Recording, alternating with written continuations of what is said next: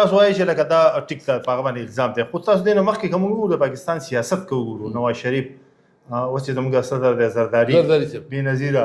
یا نور چې کوم دغه پاتې یا خو دغه توقعونه لر کړی شي یا جیل ته تللي، نو دا ټول دوی کرپشن کړی. زه خو اران دی یم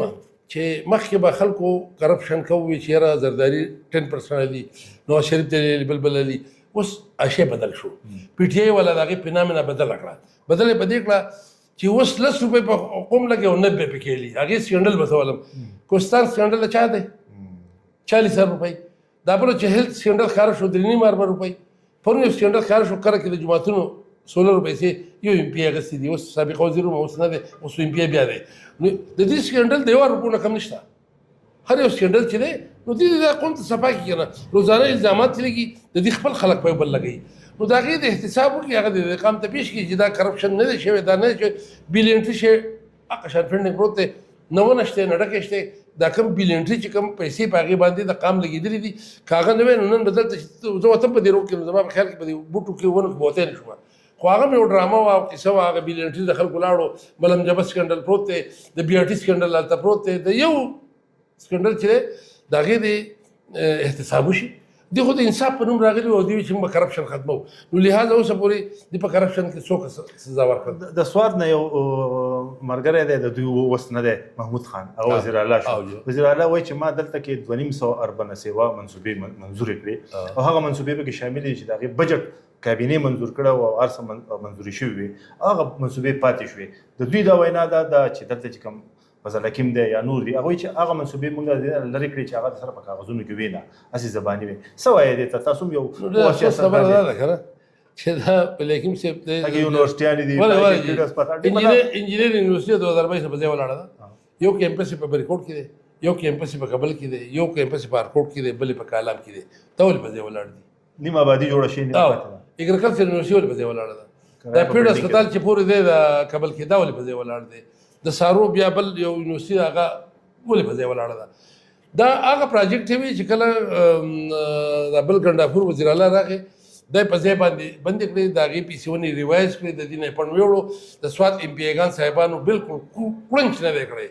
نن ما سره د کښېني، ما سره دلته یې راوله مخامخ کښېنوه، زور سره د ډاکومنټیشن سره په حساب کتاب ورته چې دا پراجیکټ چېرته لاړ، دا پراجیکټ چېرته لاړ،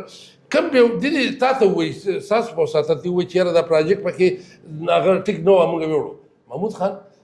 شی راوړی دی، پراجیکټ یې راوړي دي، خو اکثریتي زیاتې مټې ته وړي دي. په دغه کې زموږ ګیله ده، خو بیا هم خوشحاله وي چې یاره دا مټه هم د سوات حصه ده، په دغې نه وي خفه چې یاره که دا مټه ته دا پراجیکټ یې لاړې نو هم خیر دی. خو لهذا هغه دې چې رالو دا زموږ چې اوس 8 ایم پي ایګان دي او 3 ایم این ایګان دي، دا د کم مرضدارو دي،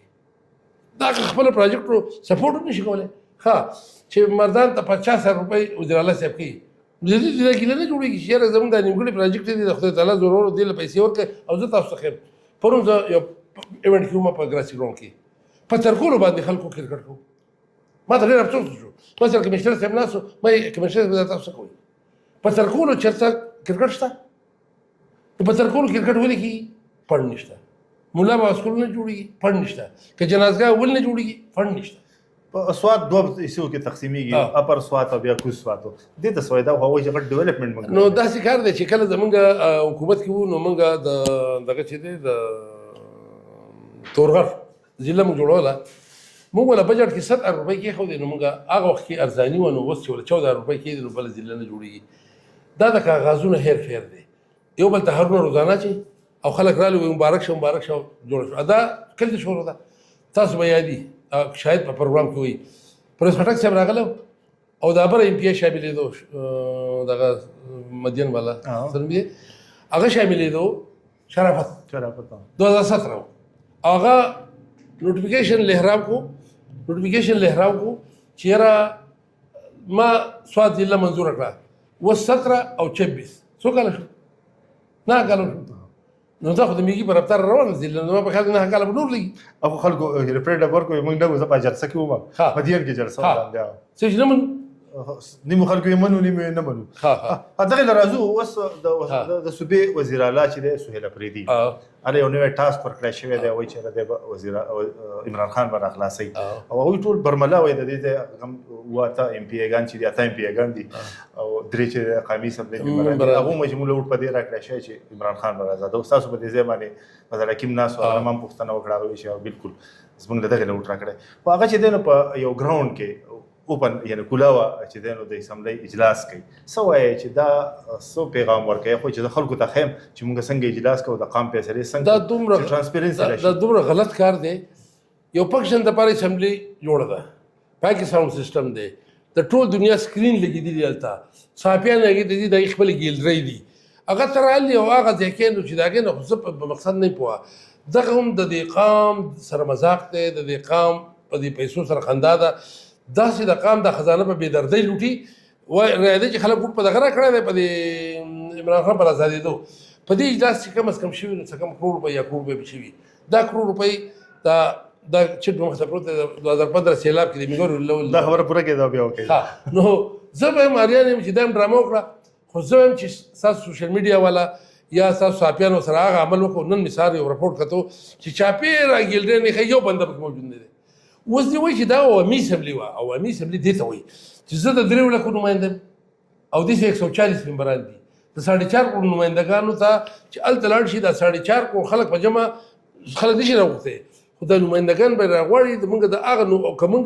ستاسو د عوامو نمایندګي په ښه شان هلته کوله نو تاسو به موږ ته شاباش وایئ که موږ ښه په شان نه کوله نو تاسو به موږ ته وایئ چې واقعي تاسو نمایندګي ونه کړه عوامي اسمبلي هغې ته وایي چې د عوامو چې د هغې رایې واورېدې لکه نثار باجوړ خبره به کوي خو دا هغه عوامو نماینده ده که نه دې ته عوامي اسمبلي وي تاسو خبره په ګیلرۍ کې 100 کسان نو صحافیانو بایکاټ وکړو صحافیانو هم لاړو چې لکه دا لاسه کیسه ده دغلته تالاشي صحافیانو بایکاټ وکړو دا یې بالکل ناسور کړی دی او داسې کار کړی چې اوس خبره غیر پارلیماني الفاظ دي که نه سړی چې وایي چې لکه په جومات سره غولو کړي او هغه بیا نوم وشي چې دا خبره نو هغه الفاظ ښه نه دي خو داسې مسله ده چې دا هر یو کار د دې چې دی که نه دا د قام سره بلنډه ده د قام ذهن بل ته ډایورټ کول دي اوس د سوات نه اته ایم پي ایګان دي هغوی له چې دی نو پیسې ورکړې تاسو به خبر یې هر یو کس دی چې 10 کروڑ روپۍ له ولې یو کروڑ ورکړه بیا 10 کروڑ اوس په 10 کروڑ ورکړي نو چې دی اته ایم پي شو نو دا چې په 10 کې زره برګو څومره شي 80 کروڑ روپۍ شي نو د سوات مسلې په دغه حل کې دی شي زه د سوات مسلې داسې دي چې کوم کرن مسلې ما تاسو ته ما سیلاب ذکر وکړو خو چېرې اوس یو سړي سیلاب راغلی دی او ستا کور یې وړی دی نو تاله په دغه 10-15 ورځو کې تا ته ریلیف میلاول دل پکار دي کسان نقصان شوی دی په 15 اگست راغلی په 15 اگست راغلی دی نو نن اوته میاشتې وشوې ها اول ورځ ډاکټر شهباز ولګېدو په منهونو سرونه خیراتي ولګول نه نه پر خلکو ته پیکج نه دی میلاو نو دغه ایم پي ایګانو صاحبانو نو دا ستاسو په ساته تپوس کومه چې تاسو مهرباني وکړئ که تاسو بیخي خوله نشئ چینګولی نو دا خو ووایئ چې د سوات د خلکو دپاره هغه چې کوم پیکج منظور شوی دی لږ دی ځکه چې زه یو دوکاندار لاړم د موبایل دوکان وي 9 کروڑ روپۍ نقصان مو شو نو هلته برسر ګوهر وي خیر موږ هم متاثر پریس کلب دپاره 2 کروڑه منظوري کړې خو لا نشته تاسو خو ما خلاف اړو خبر نه کوله ځکه چې خټې مټې خو دې 2 کروڑ روپۍ راکړي زما په خیال کې دا خبره ده تاسو خو بخار دی چې بخار دی تاسو دا هایلایټ کړی وي موږ د پریس کلب چې دی یو میاش ډکو خو موږ د پریس کلب غم نه دی کړی موږ د خلکو غم کړی او اواز ورسولی دی تاسو سره انټرویو تاسو د قام اواز یې نیسئ قام اواز بالکل موږ رسولی دی تاسو دا خلک چې دی که نه زموږ دود کړي که نه دی که خو بهر هېوادونو ډېر امداد کړی دی راکړی د ګوره دې قام سره ډېر زیاتې وشو ته بنګلادیش نه ونیسه او دا په مخه ملا بابا او دا روان دی خلک په تکلیف کې دی او هغه سیلاب چې کوم ځای ته راغلی د خلکو نه هیر شو هغه خلک خو په خیرات غوښتو مجبوره کړل اوس دغه ځای چې دی که نه دي نور هسه پرېږدي دي خو عمران خان رضا دی خو یاره که د دې قام چې د دې بجټ پیسې دي دار څه دي نو دا د په دې قام باندې د ادارو له ورکړي چې ادارې پرې ولګوي دي خو د 804 نه دی روزګار دي د 804 کار خپل جاري ساتي خو د 15 اگست روپۍ دی ورکړي د دې قام تقریبا یو بل خبره تاسو علم کې اضافه کوم تاسو دې بسوال یا بنئ د سوات جنرال بس سټینډ دا یو لوی سانحه ده د سوات لپاره چې د سوات د قام پیسې په دغه جنرال بس سټینډ لګېدلې دي یا 53 کروڑ دي یا 52 کروڑ دي اوس دې پیسې ورنه کړئ هغې کې ګاډۍ وکناستې او لاړه بل ځای ته دا د سوات لپاره د یو پوره او د سوات لپاره چې کوم شی جوړ شوی دی او سوات ته سہولت راغلی دی بیا زمونږ د حکومت نه هلې د وجې نه چا پیسې نشي ورکړلی دا 3 اربه یا به 3 مې هغه سپریم کورټ فیصله کړو د پیسې زیاتېدي اوس په 8 اربو پورې حکومت خوار نه دی که نه چې 50,000 روپۍ په مردان کې ورکوي یاره که موږ له دغه یو اډه والي د هغې روپۍ دې ورکړي او د دې سیلاب زدګانو دا روپۍ دې ورکړي او دا ګراسي ګراوند دې جوړ کړي دا مولا بابا سکول دې جوړ کړي دا جنازګاه غریبه دغسې ګډه وډه پرته ده دا دې جوړه کړي د سوات د نیمګړې منصوبې چې دا دې سرته ورسوي او د سوات ایکسپریس وی چې دی که نه نو دا که ډېر نه نو د بیرکوټ ته خو دې راورسوي که هغه لاندې چې جوړ دی عوامي نېشنل ګوند د راتلونکي وخت کې څه لای عمل دی تاسو به څه وایئ انتخاباتو کې برخه اخلئ او دلته کې څونه یعنې دا مقبوله شوې ده او اقتدار کې راتلی شي که نه اتحاد به کوئ نن د الله فضل دی که تاسو ټول اوورال ټوله صوبه ګورئ پښتانه ګورئ نو څه اویرنس پیدا شو خلکو ته پته ولګي خلک دا موازنه کوي که نه 2008 نه 13 پورې د عوامي نېشنل پارټي حکومت ګوري او د 2013 نه اوسه پورې د حکومت ګوري نو هغه ښکاره چې خبره نن قام ته پته ولګي ځینې سړی خو چې نه زه خو چې بس عمران خان یم موجوده خبره ده موږ وایو دا قام دې په میرټ فیصله وکړي ځان دې هغه خلک وټاکي چې د دې قام بچي مستقبل پکې روښانه وي د هغې وجه دا ده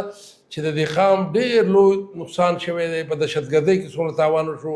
پای کې څومره ملګري زموږ شهیدان دي بیا دا سیلاب 2010 کې راغی بیا په 2022 کې راغی 2022 کې چې راغلی نو هم هغه وخت کې نګران حکومت و مرکز کې نګران حکومت و هغه وخت په نواله اوس دی په 2025 کې بیا سیلاب راغی سیلاب راشي او دومره تیر شي او خلک وایي یاره وایي دا اوس هغه پښتونخوا نه ده برسل ګوهر صاحب چې د امریکا 200% به د خلکو کمپنسیشن ملاویږي تاسو به هغه که تاسو سرچ کو هغه د هغه بیان مو راوښتو راوړو دا به کله تاسو څه ګڼئ دا دوی ته چې 3 واره په هېډ خلکو اوټ ورکو نو دا د دوی چې کوم یادوي د پاره 47 پیداوار دی که نه حقیقي خلکو چې دی دوی له اوټ ورکړی داسې کار دی 2013 کې ول چا اوټ نه یې ورکړی همدغه اسټبلیشمنټ خلکو راوستل او د خپل ځان دپاره یې راوستل په 2018 کې بالکل د دې دپاره راغله ما په 2018 کې خپل سیټ ګټلی اوس دا چې 2 پیرې اسټبلیشمنټ دا کار کوي او بیا ول ایډورټایزمنټ کوي بیا په سوشل میډیا باندې په لکونو په کروڑو روپۍ لګوي بعضې خلکو ته 500 روپۍ میاشت میلاویږي نو دا لګیا دي او دلته چې کوم صوبه کې حکومت راغلی دی دا د پیزامې سټاپ پاتې نو هغه پلې نه کړو دا 13 انتخابات شو او دا 2024 هغه خو اسټبلیشمنټ د خلاف وکړ نه دغه چې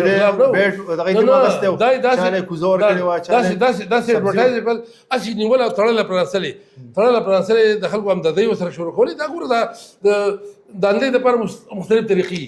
په ګاډي کې یو سړی کېنی دغه خلک او دغه پروزي وي د شیرشاه صاحب څومره ښه سړی دی نن تللی ما د لور جهیز 1 لک روپۍ راکړې هغه ته بل سوزکي ته وخیږي او بیا خبره کوي دا هم کمپین دی اوس د قام دغه چې دی اعتماد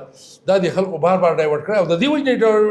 ډایورټ کوي چې عوامي نېشنل پارټۍ د قام د وسایلو خبره کوي او د دې قام سره دومره لوی وسایل دي چې دا د سعودي عرب نه مالدار د دوبۍ نه مالدار ټول دنیا نه مالدار که د دې پښتونخوا دا وسایل په دې پښتنو ورغلي تاسو وایئ چې په دې ملک کې چې کوم ټاکنې کېږي انتخابات کېږي دا منصفانه نه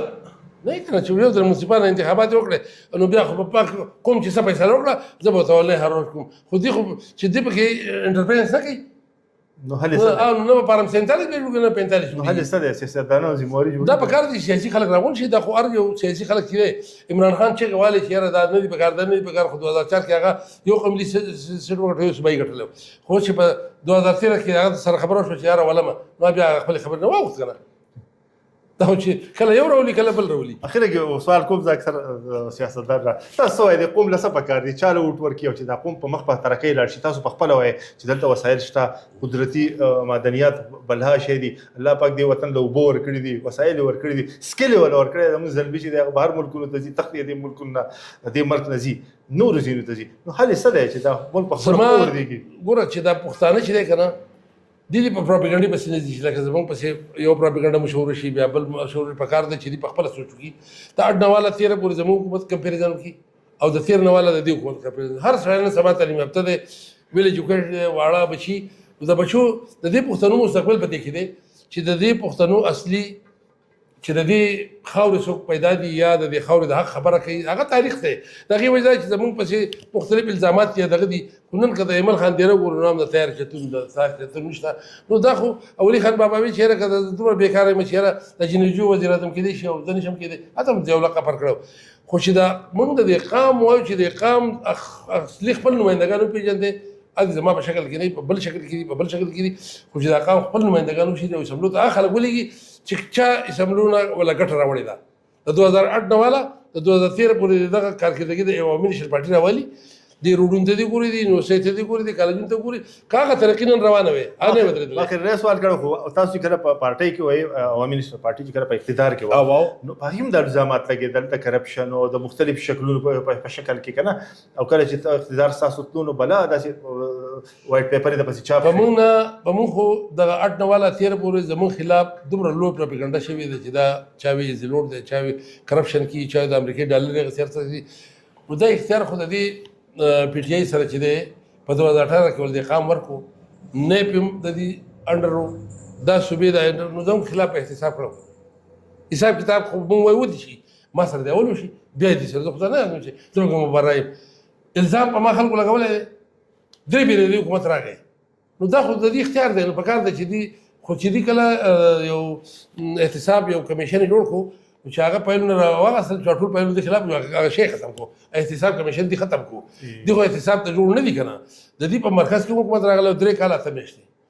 او دلته د دریم ځل د تاسو خپل وی چې یا 12 کاله یا 14 کاله حکومت یو په کار دی چې احتساب خو تاسو ډیر واغستو ډیر مننه خو یو سوال د ما ذهن کې اخره کې پاتې شو مې د امن او امان په اړه به تاسو کوم چې سواد کې د ملکن ډیویژن کې امن او امان په اړه تاسو سوای وسوم چې د تاسو په یو ملګری باندې په 14 شو دا کوشو به بچو بیا ایوب شاړي باندې چې دا اٹیک وشو بعض خلکو وایي چې نه خدا د ځان مشروطیت لپاره په خپل ډزې کړې دي بس په کې پوسټونه مغه طرف راغل کنه څه وایي امن او امان سواد په حالاتو باندې دا ښکار دی د سواد امن او امان په حواله باندې چې کله موږ د دې خلاف اپریشن کړی دی نو دا بالکل ټیک خو دا حکومت چې راغلی نو دی د خلکو ته ایستوي دا ورسره جوړ دي خو نن که دې ورته ویلی دې د دې خلاف کاروي کولی نو پی ټي آی والا به وجو که نه یا نه دی هم نه مارور دی پی ټي آی والا دلته بدامني نه ده پکار خو نن هم د عوامي نشر پارټۍ سړی په نښه دی لکه تاسو ګور په نیکولۍ کې زموږ